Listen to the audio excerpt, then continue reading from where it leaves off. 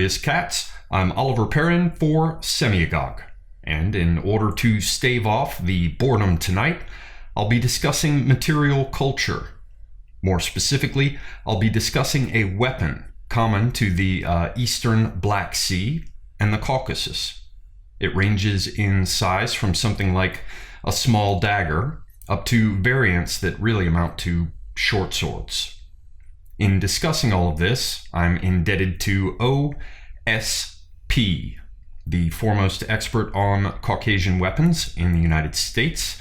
I'll just use his initials because he likes to stay out of the public eye, but for those of you who collect antique weapons from the Islamic world, many of you will know exactly who he is.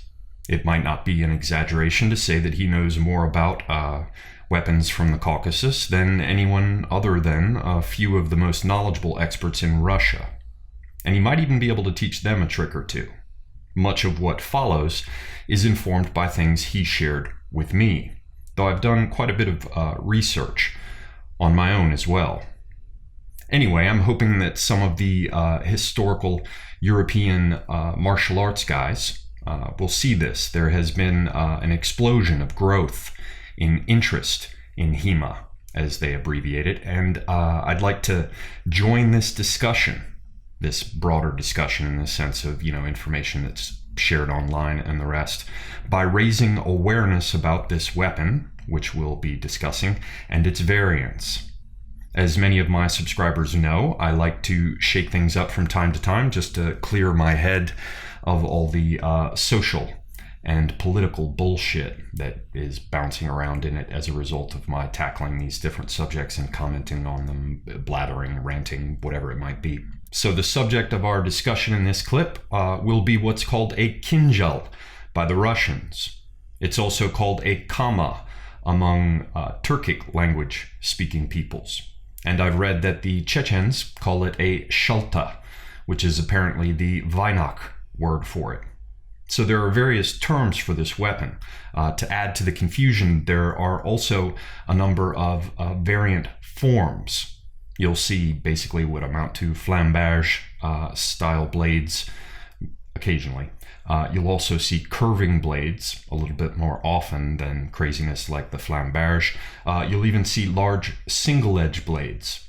But for now, we're going to discuss the purest and most common form, which has a tapering double-edged blade, anywhere from 10 or 12 inches in length at the lower end, up to as much as 18 or 20 inches, or longer at the other end of the scale. Now, I'm leaving out examples that were intended for children. They're basically like miniature versions, and you don't see them that often, but you will occasionally come across them. They will sometimes have blades as short as like 6 inches. But as a general picture, not as a hard and fast rule, you will generally find that these blades range anywhere from about 10 to 20 inches in length. Now let's have a look. Here we can see 3 examples from my own collection. At the bottom you can see an example from the Western Caucasus, probably Circassian work, and it's quite early. It's most likely from the late 18th or early 19th century. And when it comes to genuine examples from the Caucasus, that's almost prehistoric. You will seldom see examples that are as early as this one. I mean, outside of very fine collections or the Hermitage or whatever. The next one up in the middle is a Georgian example. It most likely dates from the very end of the 19th century up to somewhere in the neighborhood of just before the Russian Revolution. It has a type of niello decoration that you frequently see coming out of Georgia in this period, in which the niello forms the ground and the silver the figures, rather than the reverse, which is more common in other parts of the Caucasus. The last example, the topmost, is from the Eastern Caucasus, or is at least the work of craftsmen from the Eastern Caucasus, most likely Dagestan. Though it is possible to try to be more precise. It could be Lakh work. The Lakh are a group of people in the highlands of Dagestan. It's rather late, probably dating from the last decade or two of the 19th century, and yet it hasn't got the crowded and repetitive decorative elements typical of late Kubachi work. As is typical of the Caucasus, the decorative elements appear on one side, whereas the reverse is usually unadorned. We can see that with these flipped over examples here in my collection. Though you will sometimes see inscriptions indicating the owner, or the maker, or both. You'll also sometimes see tribal tangas, which are clan signs, used as property or identity marks for the same ends as the written inscriptions. The Georgian example has an inscription. Perhaps a native speaker can let me know in the comments what it says. In any case, it's most likely the name of the owner. I've just never bothered yet to work it out phonetically. The blades on these weapons were forged with a variety of cross sections. Fullering is very common, though it's not universal. You will see versions of the blades without fullering, but you will commonly see it, and it lends rigidity to the blade and lightens it. Obviously, the nonsense about so-called blood grooves is just that, utter nonsense. So here we can see examples of a few different blade forms showing fullering and corresponding cross-section. Now, there's a lot of confusion about how these weapons were used. Almost all of it relates to confusion about how they were held. I found this clip, for example, on YouTube, in which all sorts of absurd grips are set forth. To be fair, the person who created this video also proposes useful grips among these that were doubtless used. But some of them would make me want to laugh if I weren't crying. So I want to clear things up about how they were used. First off, let's have a look at how the weapon was worn. What you need to know is that it was carried on a narrow belt, hanging from a suspension loop, positioned in the center of the front of the body. Now you can see here that the KINDJAL is suspended from this loop of leather that has a knot at one end. Now it's important to note that this knotted thong is inserted from the top into the opening in the scabbard fitting and comes out through the bottom and then curves upwards. This creates a particular kind of angle or cant in the way that the KINDJAL rides on the belt, but more importantly, it makes it easier to draw. Whereas with the knot lowermost and the loop coming straight up out of it, as you might intuitively think is appropriate, it kind of causes the weapon to stick. It creates this weird angular force that makes it not want to draw smoothly. So this is something to be aware of. Another thing to be aware of is that the KINDJAL was part of a group of weapons. In the Caucasus, it was part of a set that included the KINDJAL itself, a muzzle-loading miquelet-lock pistol. Miquelet-lock is a kind of flintlock. Also a shushka, which you can, for descriptive purposes, think of as being like a cavalry saber without a guard, as well as a bow and quiver, or a musket. The pockets across the breast of the cherkeska, the traditional male dress, which is probably based on Qajar Persian court dress. These pockets contain individual charges of powder in individual tubes that are usually plugged with felt. And these individual charges were for firearms, not the same as the priming powder. Each one of these was a measure for the barrel of the weapon itself. And these individual charges, these primitive cartridges, also doubled as a kind of protection against sword cuts. But while much of this equipment might be set aside in the course of a given day, the KINDJAL was always worn, as best I can tell, at all times. The blade form itself tells us that it was intended for both cutting and thrusting. And there are many examples that were clearly designed to penetrate chainmail. The two most common forms of this involve either a narrowing to a spike-like tip, which you'll sometimes hear called a carp's tongue, or else a raised point, actually thicker in cross-section than the rest of the blade near the tip. In both cases, the goal was to more effectively seat the tip within an individual ring of mail and to pop the butted, or more often riveted, link to allow the thrust to penetrate without risking as much damage to the edge. I've seen reports that the edge was favored in duels between related groups, while the use of the tip was prohibited, that thrusts were reserved for use against enemies in battle rather than in conflict between gentlemen, as it were. But I've not verified that myself with any kind of a primary source, and I tend to doubt it. I've only found one primary source that explicitly indicates how they were gripped and used in anything like the period. These images are from a Russian military manual published at the end of the 19th century. I found a link for it on a post by Scola Gladiatoria, and I thank Sir Ridelot for kindly helping me with the translation from the Russian. Now, sadly, the associated text isn't very useful. It just reads as follows. About action with a dagger. Striking with daggers is taught on foot and not otherwise than with solid objects. The dagger strike must be swift, sudden, and deep. They may be 1. From top to bottom, 2. From bottom to top, 3. Underhand. So we know that conscripts were taught the most limited and simple set of strikes, as you would expect with military training of raw recruits, and that a hammer grip was used. We've also got an illustration by Gagarin depicting hand-to-hand fighting in the Caucasus dating to around 1840. I think it represents a battle from about 1840 or 1841, thereabouts. And in it, we can clearly see again that a KINDJAL is being held in a hammer grip. But on the other hand, if you'll allow the expression, we have many photographs from the period, and they strongly suggest that a hammer grip was just one of the ways that the weapon could be held, given that we see a particular grip that involves the thumb along the hilt, butting up against the base of the widening of the hilt just below the fort.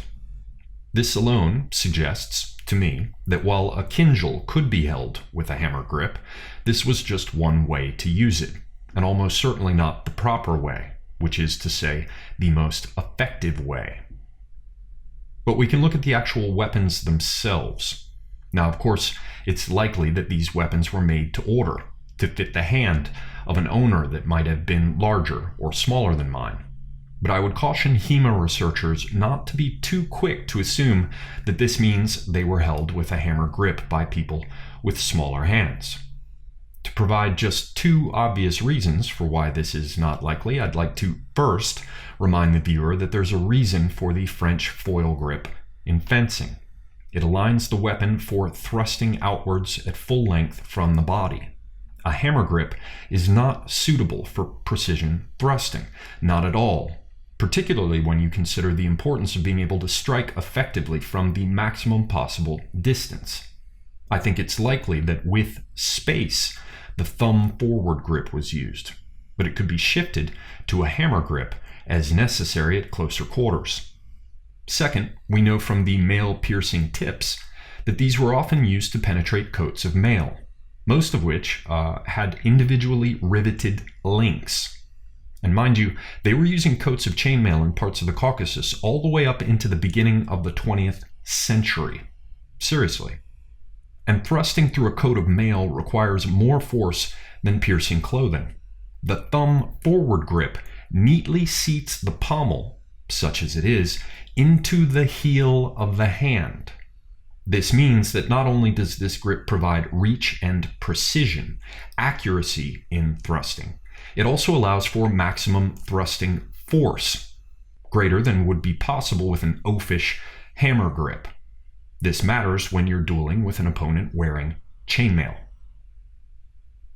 And for those who might still like to think that these hilts are not easy to hold in a hammer grip by me, and insist that they might have been designed for someone with smaller hands, we can look again at the period photography. We can clearly see examples of hilts too small for hammer grips with the size of hand of the person bearing the weapon in period. So enough of this small hands hypothesis. The other thing to recognize is that even when dagger sized, the KINDJAL with a proper thumb forward grip is used like a sword. It is the grip itself that reveals the nature of this weapon. The KINDJAL is designed for fencing. This is an important point, as we tend to think of daggers as designed for clumsy stabbing, such as we saw in the Russian military manual illustrations, which, were intended to provide something resembling an education for those who would soon be used as cannon fodder. Among those who understood the KINDJAL, at a time when the martial culture in the Caucasus was still alive, it was clearly a fencing weapon, a refined weapon, and a very precise weapon. Now, having said that, you will find that in some KINDJALs, and in variants used in Azerbaijan, Iran, and what is now Turkey, you'll see longer grips that seem to have been intended to be held in something closer to a hammer grip, if not a straight hammer grip. Here we can see an example of such a weapon. This was not designed so much for fencing, properly understood, and KINDJAL variants of this sort were usually carried as the primary melee weapon. They were not worn with a shashka and the rest of the suite of typical Circassian or Caucasian weapons. Hence, they were increased in size and designed for use in less sophisticated, less refined martial traditions.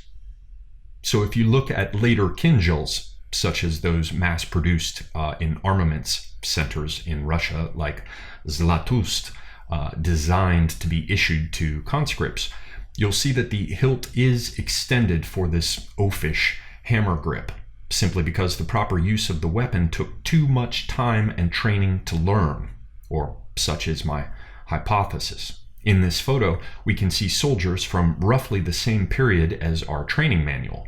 The soldier on the right is carrying an example of this later form, the form of KINDJAL that just has a long grip so that anybody can basically pick it up like a stick or a baseball bat or a cleaver. But I do want to emphasize that any of these weapons could, of course, be used with a hammer grip, and they doubtless were, especially with larger weapons, such as we can see here. The heavier the weapon gets to be, the more appropriate a hammer grip becomes. But the purest form of KINDJAL, the one in use during the period before Russian conquest, when so much traditional knowledge was lost, was designed, I think, for fencing, for true fencing, with a thumb forward grip. Now, before I wrap this up, I'd like to point out some things that I think the HEMA people should be aware of. My interest in all of this sort of thing predates much of the HEMA enthusiasm, but I am all for it. I love it. I think reconstructing Western martial traditions is extremely important, not to mention deeply satisfying and enjoyable. So I want to direct the HEMA crowd to two sources that they should explore for reconstruction of Western traditions. As context, everyone should remember that the traditions that were preserved in the Caucasus, to a greater or lesser extent, were, up until as recently as 1864, part of an unbroken tradition of combat going back at least 3,000 years. And I can say this without exaggeration.